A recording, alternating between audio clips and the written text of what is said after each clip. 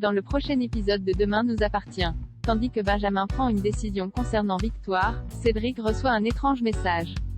Sophie utilise quant à elle Nordine pour trouver de nouveaux clients. Attention, les paragraphes qui suivent contiennent des spoilers sur l'épisode de Demain nous appartient diffusé lundi soir sur TF1. Si vous ne voulez rien savoir, ne lisez pas ce qui suit. Lundi 28 février dans Demain nous appartient. Benjamin prend une décision concernant Victoire au petit matin. Victoire débarque chez Georges. En effet, elle trouve étrange que les Garnier aient décidé de partir en voyage alors que leur fille est toujours portée disparue. Même s'il pense qu'il n'y a pas lieu de s'alarmer, le policier appelle Lionel pour en être certain. En vain. Comme Victoire le supplie de faire quelque chose, Georges contacte Roxane et lui demande de borner le téléphone des Garnier. Dans le même temps, Fanny, Lionel et Emma quittent leur appartement. Bien que l'adolescente ne se sente pas bien, sa mère l'aide à s'installer dans la voiture. Elle a beau les supplier de ne pas la forcer à avorter, Lionel lui rappelle qu'elle n'a que 16 ans et qu'elle doit leur obéir. Lorsqu'ils tombent sur un barrage de police, Fanny commence à comprendre qu'ils ont fait une erreur et qu'ils risquent de perdre leur fille. Peu après, Emma est transportée à l'hôpital tandis que Lionel est interrogé par la police. Ce dernier confirme alors que sa fille est bien rentrée mardi en fin de journée. Si le couple était heureux de la retrouver, Lionel ne voulait cependant pas voir sa fille gâcher son avenir en ayant un bébé. C'est pourquoi ils ont voulu la faire avorter de force. Pour Georges, ils vont avoir besoin d'un bon avocat car ils seront poursuivis pour séquestration, mise en danger de la vie d'autrui et entrave à la justice. De son côté, Emma a perdu son bébé. Benjamin, qui a été libéré, se rend donc à son chevet.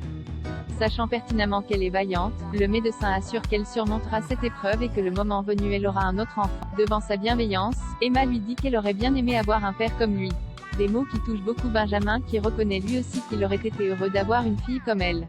Très en colère contre ses parents, Emma a décidé de quitter Sète pour s'installer chez ses grands-parents en Ardèche. Plus tard, Victoire croise Benjamin dans les couloirs de l'hôpital. Après s'être assurée qu'Emma allait bien, elle déclare que s'il lui en avait parlé plus tôt, elle aurait pu comprendre voire même l'aider. Cependant, Benjamin n'était pas aussi sûr car le jour où il lui a dit la vérité, ce n'est pas l'impression qu'elle lui a donnée. Bien qu'il l'aime, il n'est malheureusement pas certain de parvenir à surmonter cette épreuve. Victoire le supplie de laisser une seconde chance à leur couple mais Benjamin, qui sait qu'ils ne pourront jamais réparer ce qui s'est cassé, se dit désolé puis s'en va.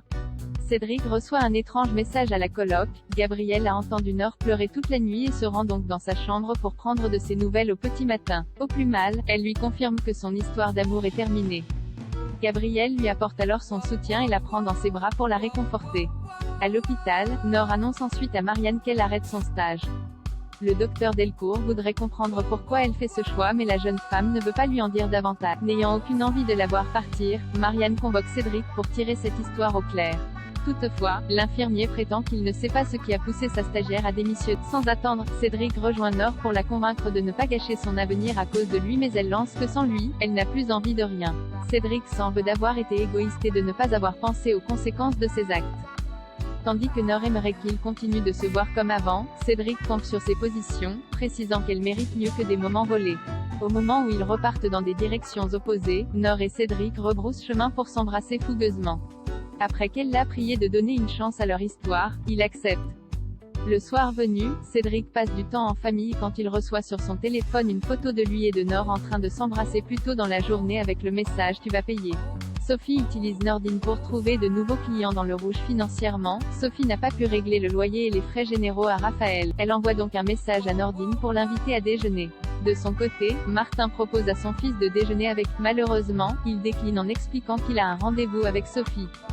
Certain que l'avocate se sert de lui pour dénicher de nouveaux clients, le commandant Constant le met en garde. Selon lui, Sophie est une menthe religieuse qui le jettera dès qu'elle aura obtenu que ce qu'elle veut de lui. Cependant, Nordine refuse de le croire et décide de prendre le risque. Par la suite, il rejoint Sophie lorsqu'il lui parle de la déposition d'une femme relative à une affaire de violence conjugale. L'avocate se montre très intéressée. Sans s'en rendre compte, le policier lui apprend aussi que la victime est à l'hôpital et qu'elle devrait sortir le lendemain. À la fin de leur déjeuner, Nordine et Sophie choisissent de se revoir. Après avoir déposé un baiser sur sa joue, l'avocate se précipite à l'hôpital pour rencontrer la victime.